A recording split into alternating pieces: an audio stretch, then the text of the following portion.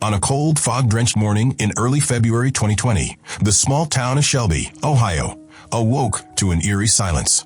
Gabe Clevenger, a 22-year-old woman known for her warmth and reliability, had suddenly vanished after failing to show up for work. She didn't show up. Everyone kind of knew, like we all had a pit in our stomach, like something's wrong, like Gabe's not here. Her estranged husband, 21-year-old Alec Blair, was the last person seen with her.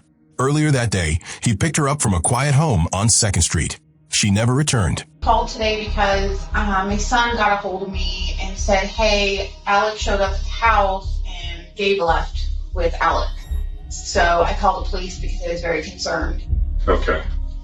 And she's been having some problems with threats? Threats to her life. Some of the things that she was telling me was just very alarming. As tension spread through the community and the weather turned bitter, the search intensified until a haunting confession cracked the case open. Was it several inches? It was a couple of them, yeah. Gabe's body was found discarded in a desolate cornfield. What happened between the car ride and that final resting place? That is where I come in.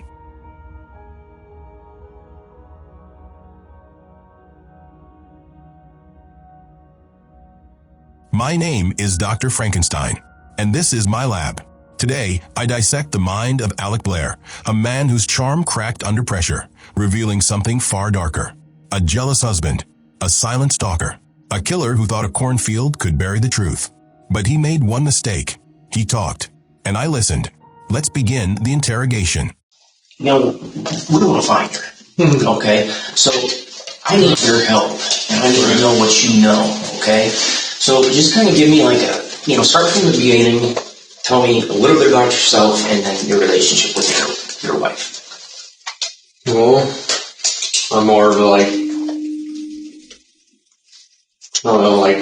describe what I do or anything? Yeah, tell me what you do, tell me where you're from, give me a whole spiel. Usually, I'm always at work, basically 24/7. Okay. Weekends, usually I'm out. If I do anything, it'll be with my friends, or I'll go out with my mom or dad or something. I'll drink usually. From right here in Mansfield, where I've basically been most of my life. Okay. Yeah, and what else? I love sports. Well, where'd you go to high school? At Crestview. Okay. And what year did you graduate there? 2017. Okay, alright. So, how did you meet your wife? I started working at Walmart in 2016. Okay. When I met her. Okay, gotcha. And then when did you guys get married? We got married in August of last year. Okay, alright. No kids? Anything like that? No, we've tried, but we've had no luck. Okay, alright. Okay, so our main goal here is she's missing, we don't know where she is. Yeah. So, you understand you're here voluntarily, right? Yeah. Okay? And I am going to read you your Miranda warning. It's just something that we have to do. Okay? And I'm going to this will be what I'm reading you here at the top. Okay? And I'm sure you've seen it on TV. Right. It just says that I understand that the right to remain silent. I believe the detective is trying to lower Alec's defenses right from the start. By talking about high school, sports, and where he works, the detective creates a space that feels more like a casual conversation than a criminal interrogation. This kind of approach is strategic. It disarms the suspect. Alec thinks he's just chatting, but what's really happening is that the detective is building a profile, noting his tone, body language, and how he handles open-ended questions. Hello, I received a call from you guys that I missed. Who am I speaking with? Alec Blair. Okay. I'm calling in regards to a Gabrielle Clevenger. Are you currently with her by chance? No, I'm at work. You're not with her at all? Have you seen her today? I saw her earlier. I was talking to her because we were going to try to go to the courthouse for divorce stuff, but she didn't want to, so I left. Okay. And you don't know where she would have gone? I don't know anything about that, no. Okay. Tell me where you guys were living. We were living in Trailer Park.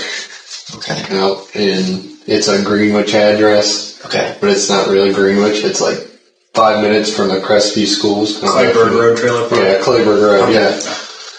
Yeah, we were living there we started in one trailer and then moved into another trailer that was bigger for us. Okay.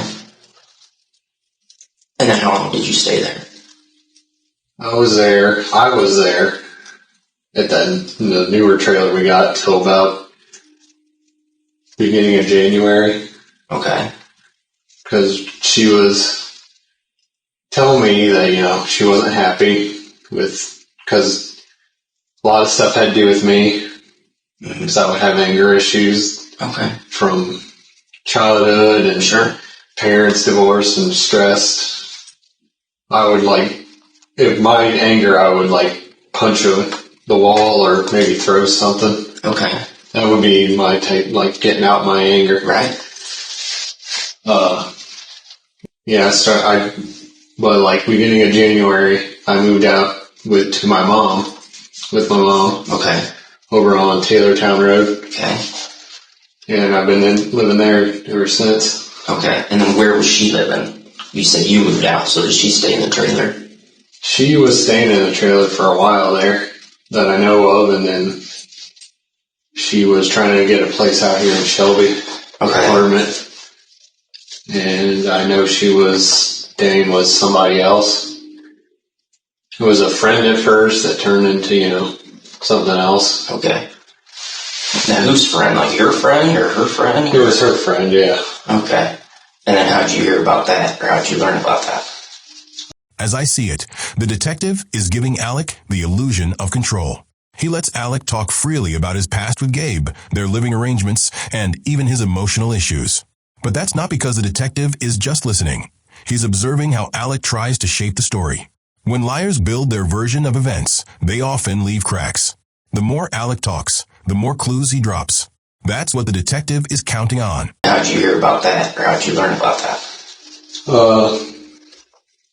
She was the one that told me, actually, all about that. Okay. I mean, what she say? She was just talking to a guy, or? Well, at first she kind of didn't want to say anything, but I was just kind of talking to her and wanting her to tell me, the truth, just tell me.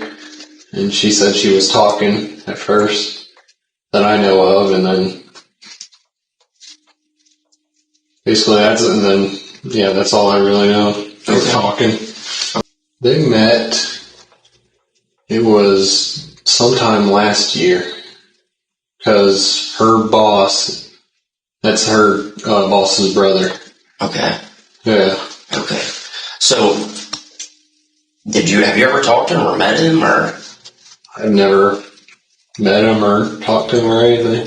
You never talked to him on the phone or text him? Okay. If he walked in the police department right now, you wouldn't know who he was. I could probably tell who he was because, I've seen his Facebook. Oh, okay. Yeah. All right. So you looked him up on Facebook. You have a general idea of what he was like. Yeah. Okay. All right.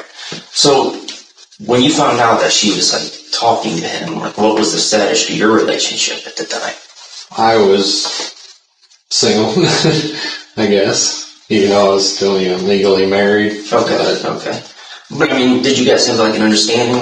We're going to see other people, or we're separated? It was hard for me at first. Mm-hmm. I kind of got really depressed with everything just because I wasn't ready, and she was basically the first person I fell in love with. Sure.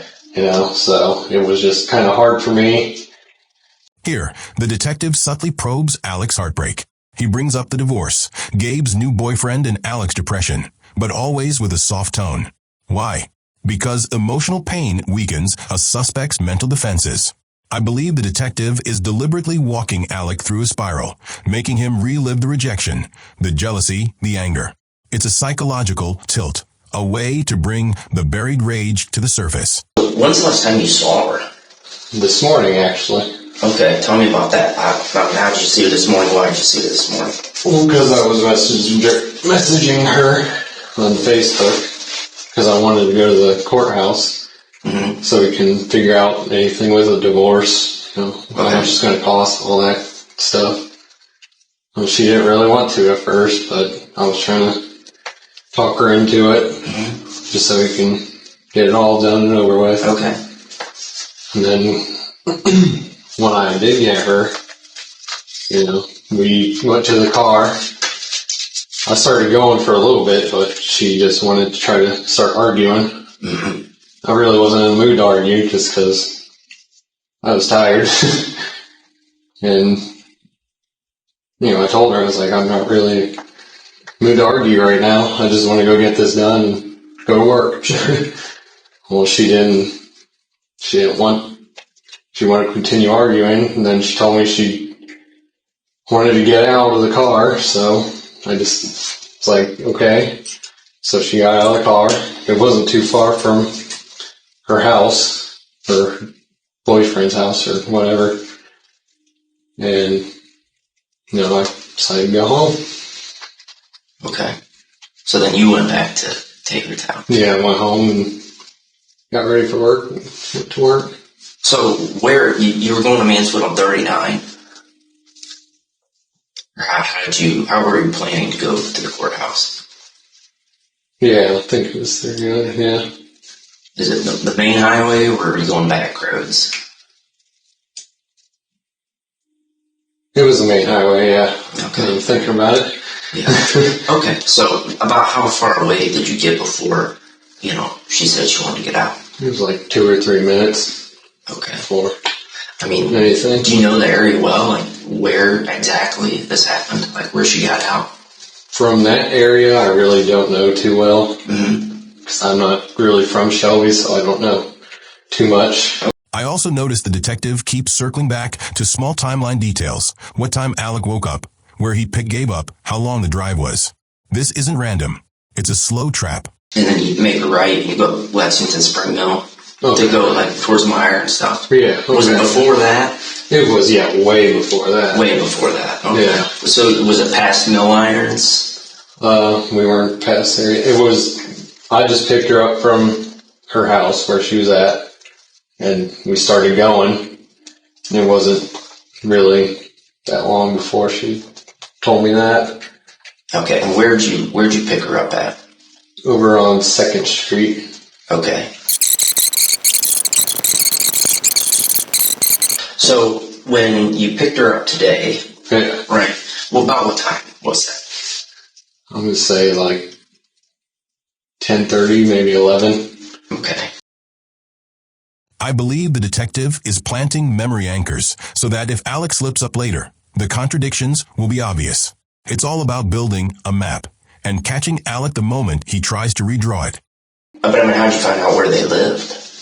I made a stupid post on Facebook about her. It was just really just me just downplaying her. I was just being dumb. Yeah, My yeah. anger. And someone messaged me and told me the address of his name. I didn't know who it was that told me. Wow. So you were just asking, like, for information about her, like, or him, or both? Post was really just about her. Like, what you said? Just, like, trash?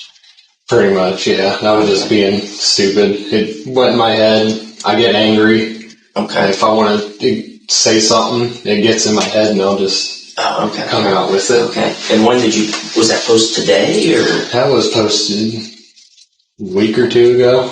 Okay. So you knew, last week or whatever that he lived over here, she was staying with him. Yeah. Okay. All right. So you find that out, then what do you do? I didn't do anything after that. After I found out, I just kind of just blew on by it to try not to worry about it. I think I had to go to work then, right after, so. I believe the detective is deliberately letting Alec ramble, giving him space to tell his version without interference. This isn't kindness, it's strategy. The more Alec talks, the more inconsistencies emerge. And the detective is mentally cataloging every one of them. No, I was wanted to go to the courthouse because I wanted to see what we could do, if anything we could do, or how much everything will cost. Right. All that. And she was just trying to tell me she didn't want to do it. right now, but I wanted to do it just because it helped me clear my mind a little bit better. Right. So I'm not, dealing with anything with her and just trying to move on. So you kind of changed your mindset. Like now she's kind of dragging her feet and you want to get it done. Yeah. When before she wanted to get it done right away and you did. Right, yeah. Okay. Now when did that change your heart happen? I kind of was thinking about it all weekend long. Just trying to thinking of it, and I was like, well, I might as well do it. I couldn't message her till Monday because, courthouse wasn't open. Sure. Till then, so I decided to message her as soon as I got up. Okay, so you picked her up. What time did you say? I'm sorry. What time did you say this It was morning? like in the 10:30 to 11 area. Okay. From her house on 2nd Street. Yeah. Was he there? This CJ guy, was he there? No, because I know he's not in Ohio right now. Yeah. Does he work somewhere else or? I guess his work made him travel. Last I know he was in Virginia. Okay. She told me that for some reason. I don't really know why she told me that. So who else was there when you picked her up? I guess there was someone named Lisa there. I don't know who that is or anything. At this stage, Alec's story about Lisa doesn't add up. He claims he doesn't know her, but also knows she texted him, asked about Gabe, and shared concern. Did you see Lisa? No, I don't know how she got my number, but she was texting me, asking me what was going on. Honestly, I have no idea how she got my number. I don't know. What she said? She's how'd the conversation start? I think she said, it's Lisa, and then asked me,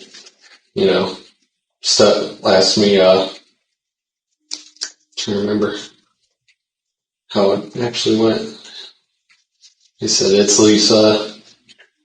Have you heard anything from Gabe? Because I'm worried about her. Yeah. And I was like, I haven't heard anything. I was trying to get in contact with her too. I believe the detective is allowing this contradiction to simmer. He's waiting for Alec to trip over his own words. Lisa just said, hey, basically, where's Gabe? Or just asked me, have you heard anything from Gabe? Because I haven't heard anything or seen her. Or, yeah. And what did you tell her? So tell me what you said to them. I know you said it was the same thing, but exactly what did you say to them? It's I haven't heard from her, and I saw her this morning, and that I wanted to go to the courthouse with her to do some divorce stuff, and she didn't want to at first, but I kind of was making her come along, and she wanted to get in an argument with me, so she wanted out of the car, and I stopped the car. She went out. I drove off. Okay, so you're driving towards Mansfield on 39. Yeah. Okay. And you come off of Taylortown and you turn left to go towards Mansfield. I turn, the left turn down towards Taylortown, that whole road. Okay. So you're on Taylortown, you're heading which direction? Turn left. Yeah. Heading south. Yeah, towards Mansfield. south, yeah. Okay. Alright, so you're driving on Mansfield Avenue and you're getting this kind of back and forth about some name calling and you're wanting to do it today. And then what happened from there?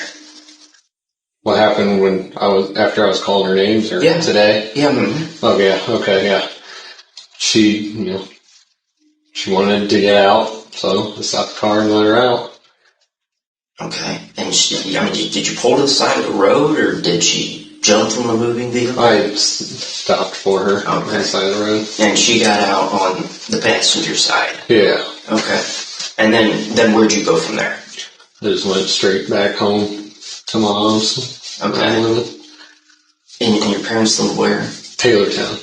Okay, so did you turn around and come back down 39? Or how'd you get back to your house? I went around towards where BP is.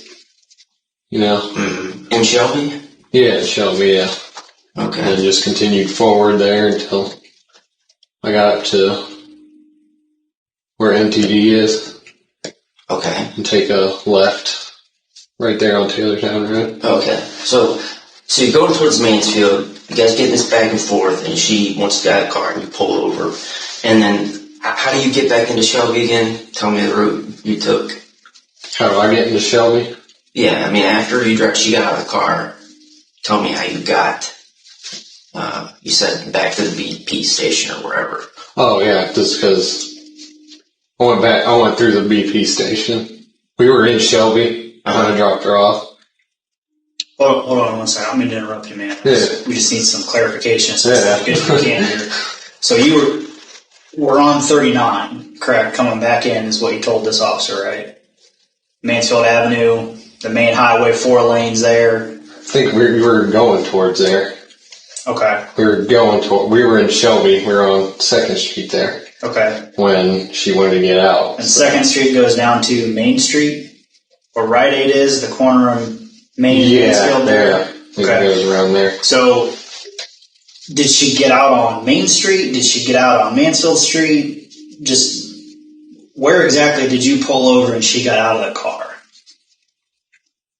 I don't remember what road that is. Alec now struggles to explain a simple route, where he picked Gabe up, how far they drove, where she got out.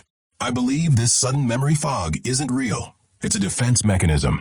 The detective knows this and quietly locks in on the geographical inconsistencies. What was she wearing the last time you saw her? It was a black jacket. I think she had a black shirt on, long sleeve shirt.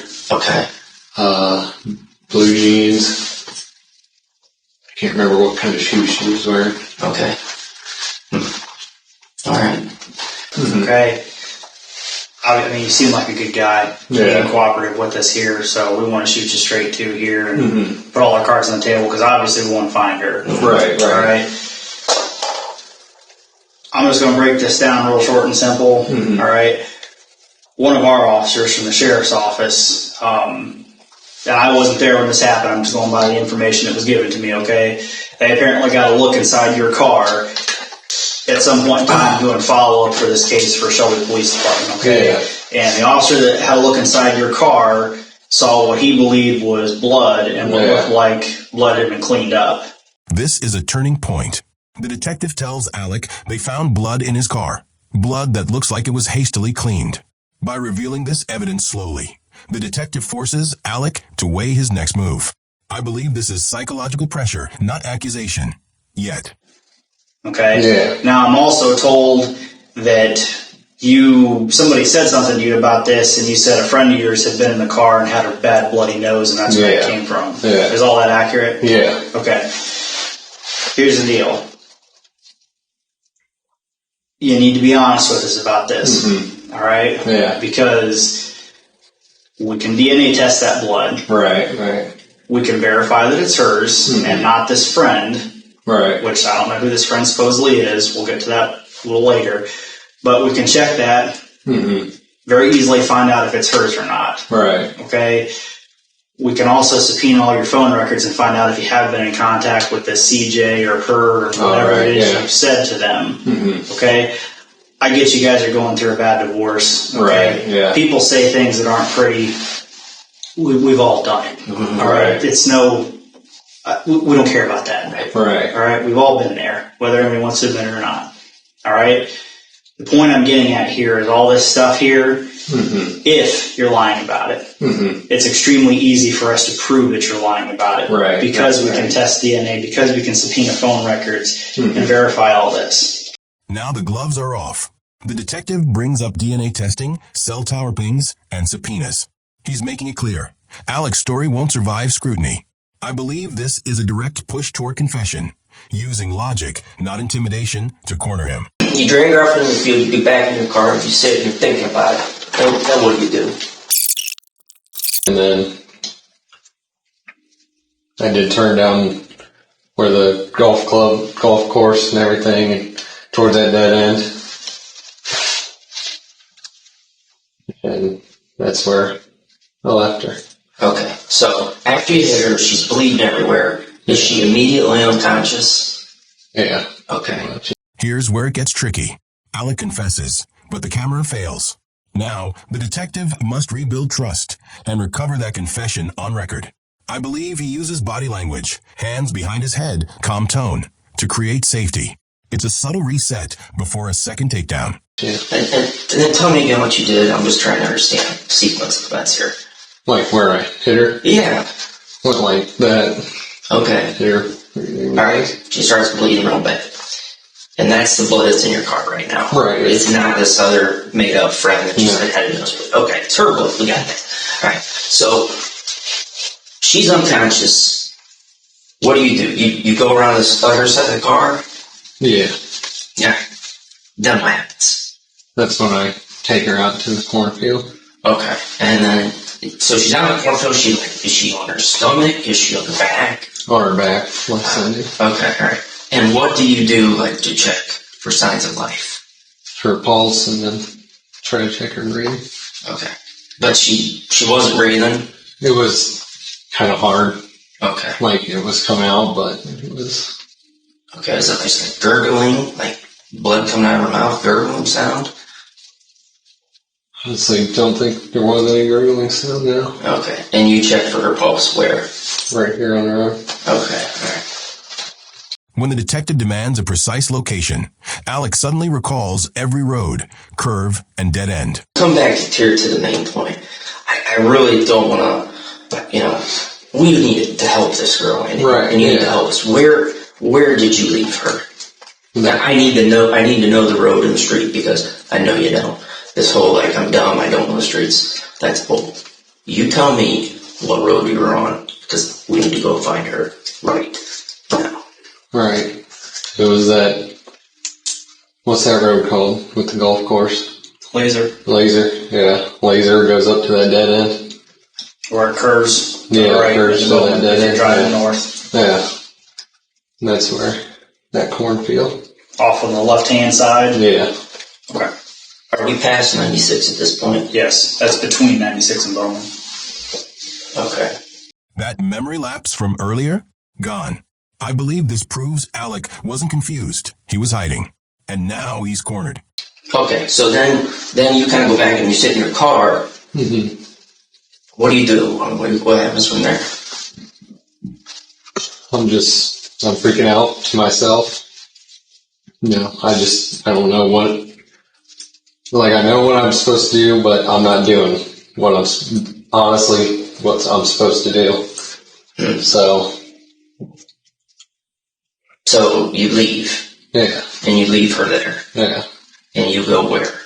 I went back to my house and grabbed my stuff for work. Okay.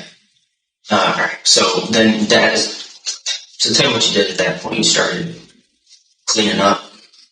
Yeah, and then trying to clean up. Okay, alright. And you cleaned up at your house? Yeah. Okay. So the stuff you cleaned up with, you said was water? Yeah. Okay. What was the Lysol there for? I was just trying to... That blood smell from her nose. I was just trying to sure. Get it out. So the stuff you cleaned up the blood with, where's that? I stuck her away. Okay, at your house? Yeah. Okay. Alec claims Gabe was breathing when he left her in a freezing cornfield. But let's be honest, this was abandonment disguised as panic. I believe the detective is baiting Alec here, forcing him to confront just how cruel that choice really was. The last you saw her, yeah, she is in the field. Yeah. And according to you, she's got a pulse, but she's not breathing. It was hard for her to breathe, yeah. Okay. I mean, were you at this point concerned about her well-being at all? I really was, yeah. Okay, alright. So, did you try to give her CPR? I don't know CPR. Okay, did you try any type of life-saving measures? I wasn't thinking at the time to do anything. The detective lays it bare. You were minutes from help, but you left her to die. Okay, today it was rainy, it was cold, right? It was foggy, so you're concerned about what's going to happen if people find out you hit her. Right, yeah. She's still alive, but yet you just dump her in a field in this cold weather where if she's Right. unconscious, she's got more than a fair chance of freezing to death Right. before anybody finds her. This isn't an accusation. It's a psychological mirror. And I believe Alec, faced with the truth, begins to unravel because deep down, he knows it's true. Man, you've been doing good opening up and being honest about what happened here. It's time to come full circle here and tell us the last of it. I don't think she was dead, at least to me. After kind of, Why don't you think she was dead? because I was thinking she was breathing, had the pulse. Okay. Maybe she was that was probably like kind of the last of what was Yeah. getting through her. Sure. So when you left at that point, you knew she was dead. I didn't think of it like or anything like that. When did you realize she was dead? Like after the fact that I was trying to check her breathing. So, generally one punch will knock somebody unconscious. Right. So, I need to know, was it one punch or was it several punches? It was a couple of them, yeah. How many do you think?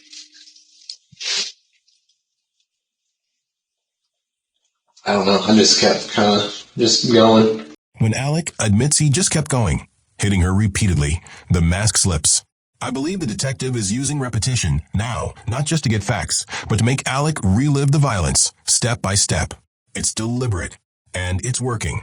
So, you drive around into the field, and you said you're checking for breath, at that point, did you put your hand on her mouth to cover it, to just finish it off? This is done. I've come this far.